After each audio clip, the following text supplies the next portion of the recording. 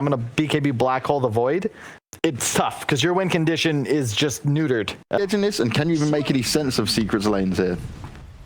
I mean, that really is the thing. Again, it's another crazy draw from Secret. I mean, Fog, you know, you sort of take the lead here. What do you see coming out of this one? I feel there's just so much to talk about from these two lineups already. Yeah, I feel like this is just like that last pick is just a puppy adaptation. You see the void and immediately you're like, I don't want to play Weaver Core. I'm sure nobody wants to play Weaver Core when you see that versus all this stun and lockdown and just ways to control the Weaver. So they just swap it, right? They're going to end up making it a 4 or 5 Weaver, and it's going to be a 5 this time. YapzOr's playing this Earthshaker, and then the lanes don't, I mean, then it looks a little bit more normal. Sure, Weaver as a 5 is definitely a little weird, but doesn't look that outside of the box when you know when you understand why they did it because of that void pick and that Kunkka and all that disable. But VP.Prodigy, they've got a strong draft. I definitely like what they've got going here. Only thing I'm seeing is a little bit lack of damage in the chrono, like the panel was mentioning, but I haven't seen Void Grimstroke together. I'm kind of curious to see like how much they can set up their ink swallows with that little time walk cheekiness. No, yeah, for sure. I mean, this is going to be a lane where I feel like Zai's got to be a little careful. You know, once there's a level of 2 in the Stroke of Fate and the Ink Swell, these two heroes can play very aggressive into the Enigma. But of course, if this lane gets hard, you know, Zai can always step back with the Eidolons, move through the jungle, give YapzOr a bit of the lane to get some levels. So we'll see how Secret do play this bottom lane. But obviously, as I said at the start, Zai taking the offlane Enigma down here, backed up by YapzOr's Shaker. The other lane setups, top lane, you're going to have Matu on the CK, supported by Puppy's Weaver against DM, Centaur, and Save on his Shadow Demon. And then, Courier. Matchup. He's got it. Puppy, he's almost able to get it. YapzOr gets the bottom one. They do. They take down Ines, and that did have the backup mana for him. So he's going to be out without a Clarity or a Mango, just relying on that Sage's Mask mana regen for any early plays that he wants to go for in this first minute. So bottom lane, like you're mentioning, I feel like this is just Zai's going to just be able to farm and just make epileptic kids a little life sad, pretty much, just denying all those creeps. While YapzOr, I feel like his job is just don't let them pull. Do not ever let them pull the lane back. Follow this Grimstroke around. Probably get like no experience pretty much on this Earthshaker, but if you don't allow them to pull, you're going to win this bottom lane pretty hard just from the denies. And looking at the mid lane matchup, is this a lane where, like, as a Kunkka, would you sort of consider yourself tanky enough to not care too much about the harass from the Queen of Pain, or because you are a melee hero, you still do get beaten out by the Quap? Would you think in this one? You still get beaten out pretty hard. Yeah. You're gonna have to spend a lot of money on regen as the Kunkka, or you're gonna have to do like a cheeky X back for yourself to reset your HP. But right now he's doing pretty well. All depends too if the Queen of Pain has a lane ward, which he does, so he's able to get those like high ground hits. Same thing for FN, because he'll be able to see for the positioning for those. And yeah, he's doing really well right now. He's even trying to see if he can catch Nisha there with this Torrent. He is going to be able to get him, so some good damage onto Nisha. Nisha, of course, he doesn't have the Blink skill. He went for the 2 points as you would want to on the Shadow Strike, and it will actually pay off as Nisha falls incredibly low, but he's able to keep his distance, get the salve off, and again, have a favorable trade back towards FN there with the burst. Might be able to kill him. Getting very low, able to duke out the Torrent. This is going to be first blood for Nisha. Straight outplay there in the mid lane. As I say, he must have got down to like 10-20 HP with that turnaround with the South, being able to keep the distance and take down FN in response. Yeah, 10 HP on the dot, right with that Tidebringer just about played his hand, and now he's actually, is he suiciding to the tower? He's trying to suicide. He's trying to. Oh, but he gets XP. He did. I mean, maybe Nisha's just that good that even when he tries to die, he can't die that quick. But I don't know, that was obviously not the ideal play there. So tower switched to him, hit him once, and then he looked like he wanted to keep it on, and it just switched off of him. I mean, he de-aggroed off of him. Yeah. Very weird. Bottom, he's able to snipe the Cur. He's a bit low now, but he's able to walk away. They actually were able to set up on Zai as well with that Ink Swell plus Time Walk aggression, and in the meantime also top. Yeah, may have the setup there where your Puppy's got to be very careful with his positioning. These two heroes, they've got a heavy amount of magical burst to play with in the laning stage. So 3 for 1 for VP.Prodigy after these first few minutes of play. I don't think I've ever seen a player like try to kill himself to a tower and it just like, nope. Struggle to kill himself on mid. That is one of those situations where you get any sort of, 3K, 2K player, they'll be able to dodge the tower, but Nisha, he struggles. That was really interesting to say. 4 minutes, we have a bottle finished up on Nisha. FN is going to pre-check that top rune to ensure that he doesn't give it up, but it spawns bottom, unfortunate for him. Nisha will be very happy about that, as he should be able to pull pretty far ahead, well, not very far ahead in the lane, but ahead in the lane by a decent amount versus his Kanka now because of this. Matu is still farming just fine. I think pressuring CK is actually a really difficult task ever in most lanes because this, I mean, Chaos Strike is just an insane mechanic that you can just, you know, hit people and you heal so much off of it. So sure, Puppy gets negated a little bit, but Matu's still able to farm just fine up there. He doesn't go for Quelling Blade either. He just goes for 2 straight bracers for that raw HP and some extra magic resist. See mid lane, Yapso's come in. He's been able to block FN off with the Fisher, but it is behind the tower. Nisha tries to step forward, takes the tower hit and a Tidebringer, so some big damage traded back. And now with the TP in from Ina, maybe they can keep FN safe. They'll be able to. Tan going up is out of regen though, so we'll have to get something else sent out for him. Or, of course, as you say, can use the X mark to go for a quick refuel back to base. Pretty ideal though, like for that pressure play that Secret does. They know that the regen rune, well, they know that the rune is bottom, well, and is a regen, so they just play super aggressive. Nisha's able to use that regen now at maximum efficiency and send the Kunkka back to base as now bounty runes. Looks like Secret will be able to get the majority of them there. Puppy able to get in and pick up VP.Prodigy's Radiant top room as he's able to keep himself ahead of save. And yeah, this top lane, I mean, let's talk about the CK a bit more because it is a hero that I think even Kyle said the other day he wasn't a fan of, but watching this, you know, analysis during this panel, he did like it here in this situation. I mean, do you sort of like the CK here, but again, you wouldn't really rate it as a very strong carry in a lot of other drafts? So versus the Void, he always provides you like extra control. That's really nice. He also just, I feel like he just shreds these 2 supports. That's the one nice thing. There is some control for his illusions, which are a little annoying. That's probably one of the things that I feel like CKs don't like to play against, is like AoE stuns, Centaur, Kunkka, and stuff like that. But it doesn't look, it looks like it could have some success for sure versus Void. FN? Yeah, there was an attempt on him, but he was able to play defensively with the Kunkka's rum, so he had, you know, he's got that extra protection. He's going to actually sort of make sure he's kept back, but it's not going to matter. Sonic Wave from Nisha comes into play. He's hit the 6, and the ult will take FN down. That's, I mean, that was a godly Fissure block, really. Kept him there the entire time. He looked pretty healthy, but gets brought down anyway. Bottom now. Wait, is that a Xayah solo kill? Yeah, he's able to take down Ina. Yeah, he's got the Maleficent too and just runs him down with the Eidolons, and Ina can get out already. He's at a book, and he's almost level 7, and now Epic Kid is probably feeling really awkward down bottom because he actually can't stay laning versus an Enigma, and there's a rotation already coming from Nisha to try to even put more pressure onto him. Uh-oh. Your Void is going to have a pretty tough place to recover now. Don't really know where he's going to want to go. No, for sure, playing into the Eidolons and the Necrobook. I mean, is this just sort of becoming the off-lane way to play then? Sort of pick a hero that you know you're going to be able to farm in the matchup, get Necrobook as soon as you can, and then sort of, you know, stonks. You know, you're going to be able to farm, you're going to be able to push towers, everything comes online very quickly for you. It is starting to seem like it. Like, Sage's Mask is just such a good item. Same thing with that Book Rush if you're able to get it. Meanwhile, top. They're able to block DM off, and there's very little hope of him getting out of here as the 3 heroes will take him down. This game 2, Secret's starting to get the lead a little quicker than they did in game 1 even, as just 7.5 minutes in, we're at a 3k advantage.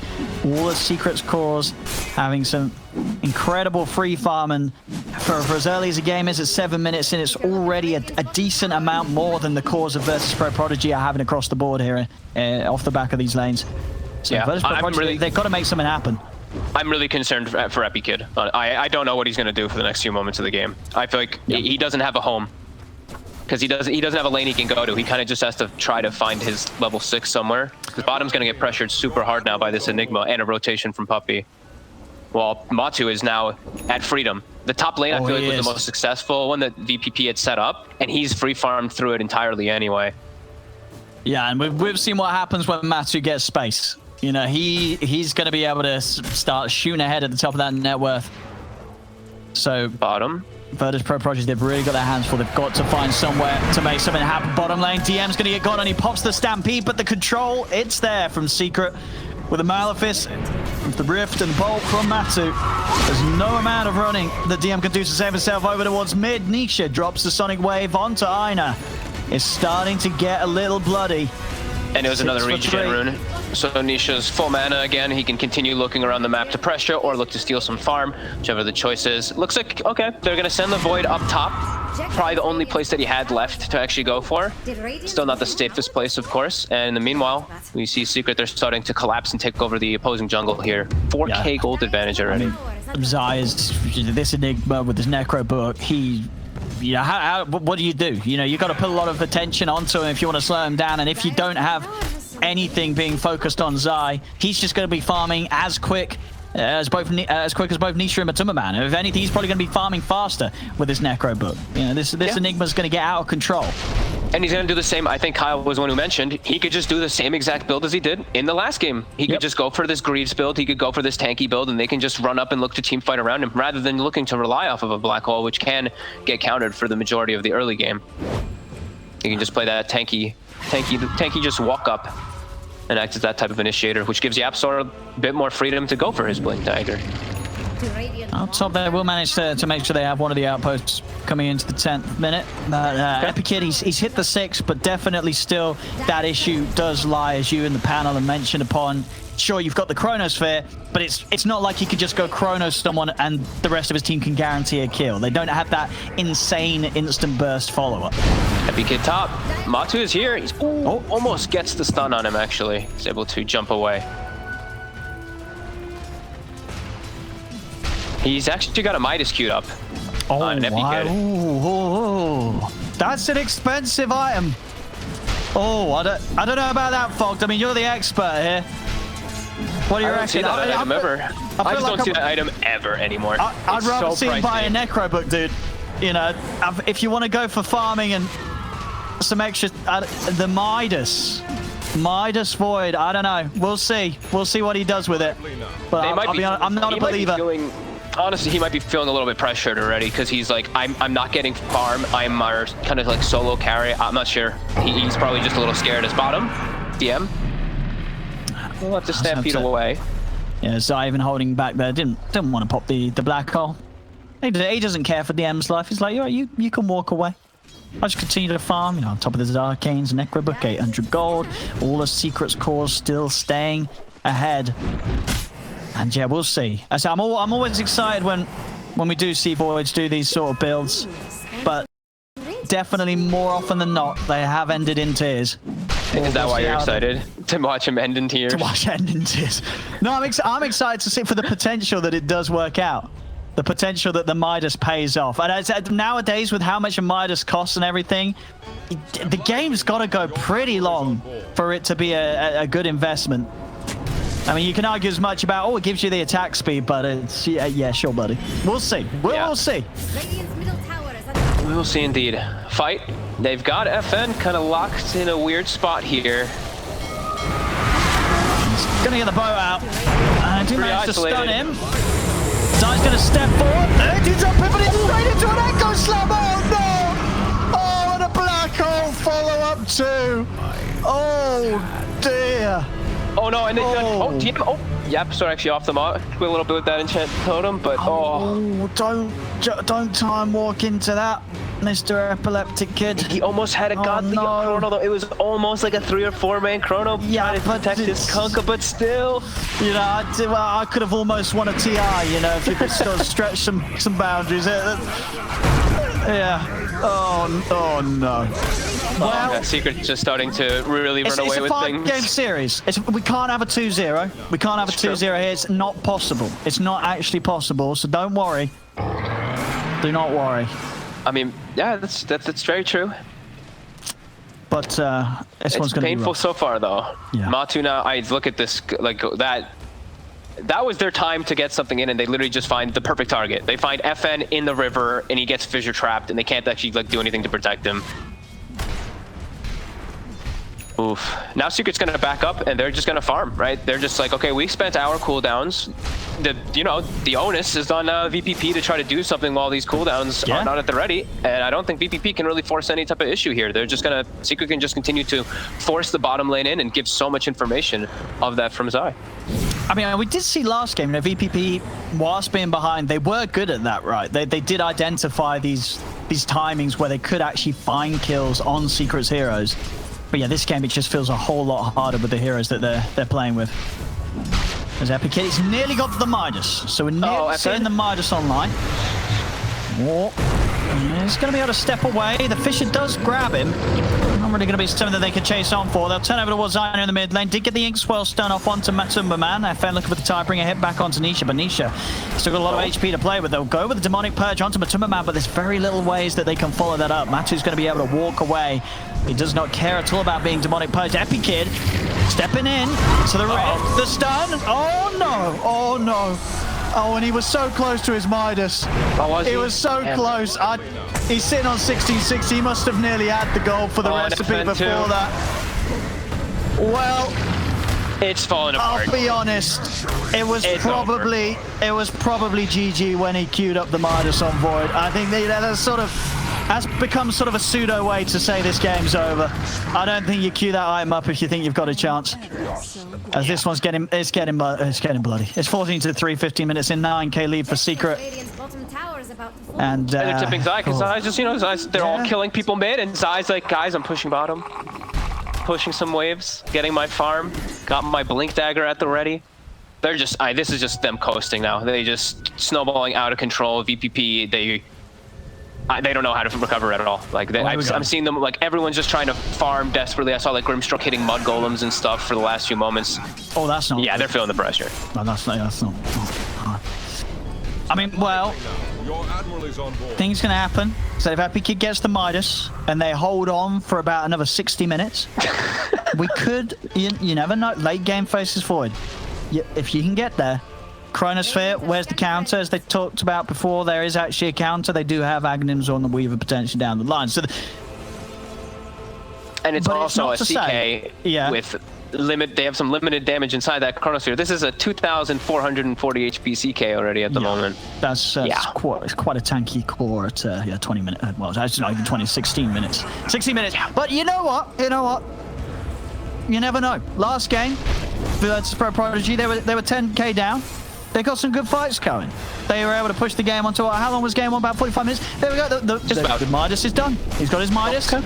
He was able to use it without dying, so this is a good start. It's a good start already.